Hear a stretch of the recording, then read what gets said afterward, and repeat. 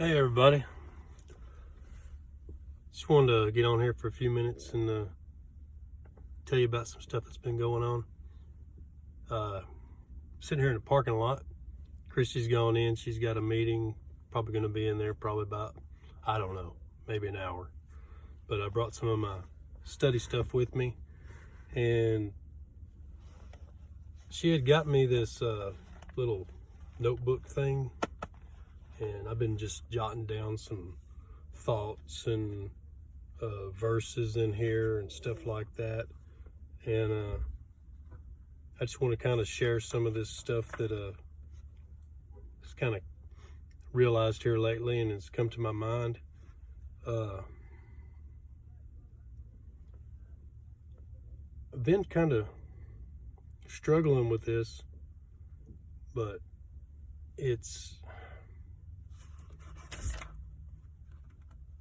let me just read some of the stuff that I wrote down in here. This was a couple days ago. I wrote this. I've gotten past the point in my life where I don't really care what other people think of me. I do, though, believe we have all been called to be disciples of Jesus Christ, to spread the good news of his gospel. I'm not trying to make people think more of me, but more of him who made me. And it's good, to write those thoughts down. It's good to have somewhere to go back and kind of put those thoughts with some verses. And so I wrote down here, we are all called to be and help make disciples. So we're all called. If you are with Jesus, you have been called to be a disciple for Jesus, to spread the word, and to make new disciples. So I was trying to find some stuff to kind of clarify that. And I did come up with Mathew 28:18 through 20. It says, Jesus undeterred went right ahead and gave his charge. God authorized and commanded me to commission you. Go out and train everyone you meet, far and near, in this way of life, making them by baptism in the threefold name, Father, Son, and Holy Spirit. So what it's saying, Jesus is saying that he's commissioned you and me to go out everywhere, no matter where we're at. In town, at church, on vacation, no matter where it is, that our life should be about changing other people's lives and making disciples out of everyone that we meet. Now, how can we do that? We can do it like this, making videos, or we can do it in person.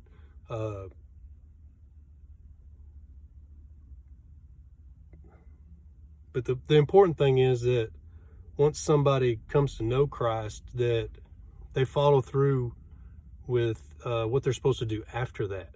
It's not just good enough to say, okay, I know Jesus Christ and I want to be saved. But you have to go further than that. You have to, once somebody knows that they want to be part of God's kingdom, you shouldn't even really want to sin after that. It should be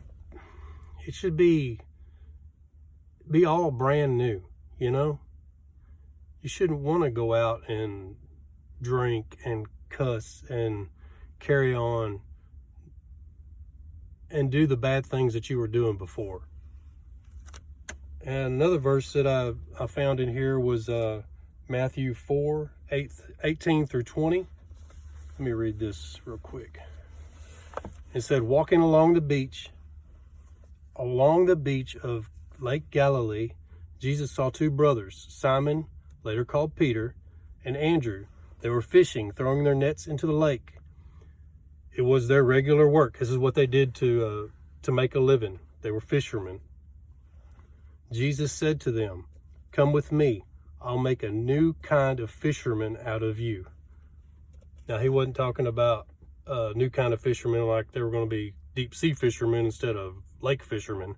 He was talking about being fishermen, like fishing for people to become disciples of Jesus Christ.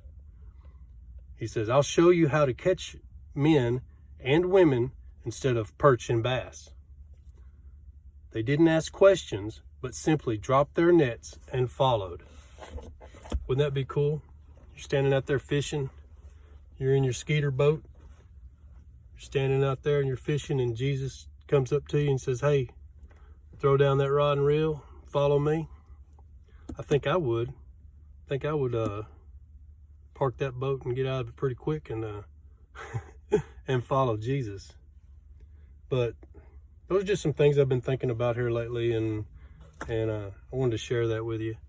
And hopefully she's not in this meeting too long, or there's no telling what I'm going to come up with next.